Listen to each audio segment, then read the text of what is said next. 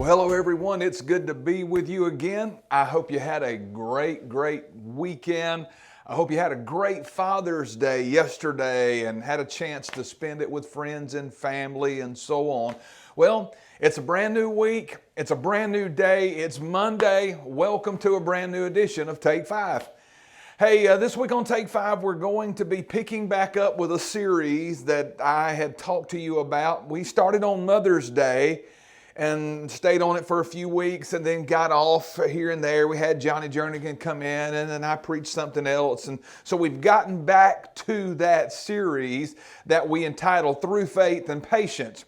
Now our text comes from Hebrews chapter 6 verse number 12 that says, "Do not become lazy or sluggish, but imitate those who through faith and patience inherit the promises." That's how you get to them, is through faith and patience.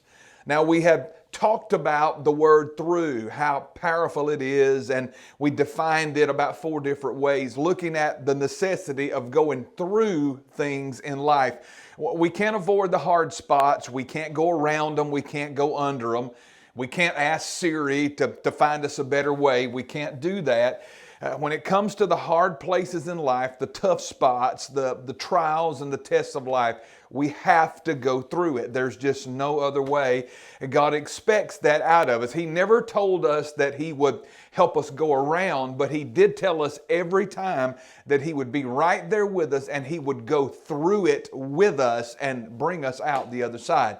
So we talked about the through part, then we talked about faith. And we tried to define what real biblical faith is. And we learned some pretty powerful things about faith. The person of your faith has to be right. The purpose of your faith has to be legitimate. The persistence of your faith is necessary. The position of your faith has to be rooted in worship. And then your faith has to be persuaded that God will actually do what He said He will do. Well, the last part of that phrase, through faith and patience, this may be the hardest part. That patience part may be the toughest, because I think that is something that we all struggle with. Patience is something that cannot be separated from faith. The two are necessary. They will always run parallel to each other. I think they're first cousins.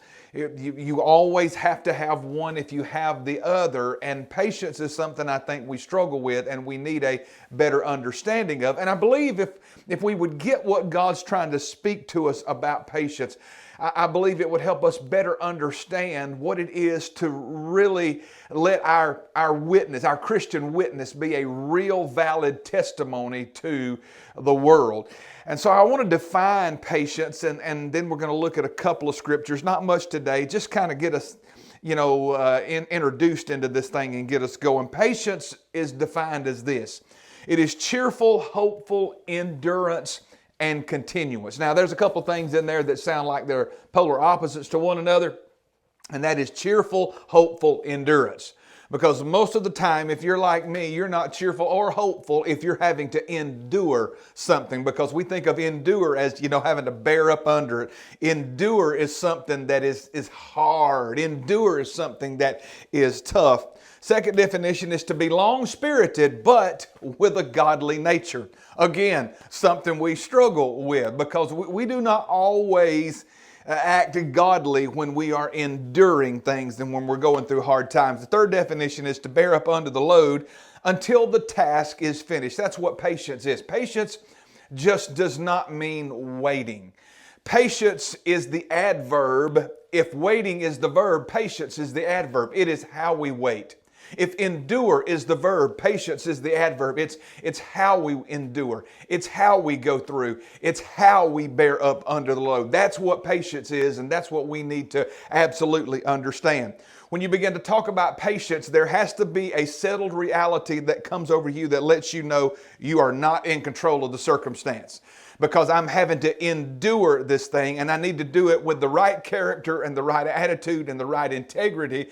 And so if I'm having to endure this thing, that means I'm not in control of it, because if I was in control of it, I'd just omit this thing. I'd go around it. I would avoid it. But the only way to get through the season that you're in, regardless of what it is to go through it. I know that sounds really too simple, but that's the only way. You can't avoid it. You can't skip it. You can't jump over it. You can't swim under it. You got to go through, and it's going to require patience in order to do that if we're going to come through this thing with godly character. I defined patience like this: staying with something and doing all that you can, working, hoping, and exercising faith while bearing under hardships with courage and spiritual integrity, even when the desires of our hearts are delayed. Patience is the one attribute of the believer that is just as important as faith and cannot be separated. When you endure something while you're waiting on the promises of God, how you endure it is just as important as believing you will receive it. It's how we come through that matters. And you know as good as I do, we don't always endure things well. We don't go through trials well. We don't go through troubles well. We don't go through tests well. We'll have an attitude quick and act like a little kid and throw a temper tantrum quick, and that's not what patience is all about. Let me read one passage from 2 Thessalonians and we'll get out of here for today. Paul says, "We're bound to thank God always for you, brethren, as it is fitting, because your faith grows exceedingly, and the love of every one of you all abounds toward each other, so that we ourselves boast of you among the churches of God for your patience and faith." See, it can't be separated. We saw it in Hebrews, now we see it again in Thessalonians. "We boast about you among the churches of God for your patience in faith and in all your persecutions and tribulations that you endure." Paul is boasting and bragging on this church at Thessalonica because of the patience, because of the godly way that they endure persecution and trouble. Now, we've already stated that patience, you have to have the settled reality that we're not in control of our situation. But there is one thing that we can control, and that's important. That is ourselves.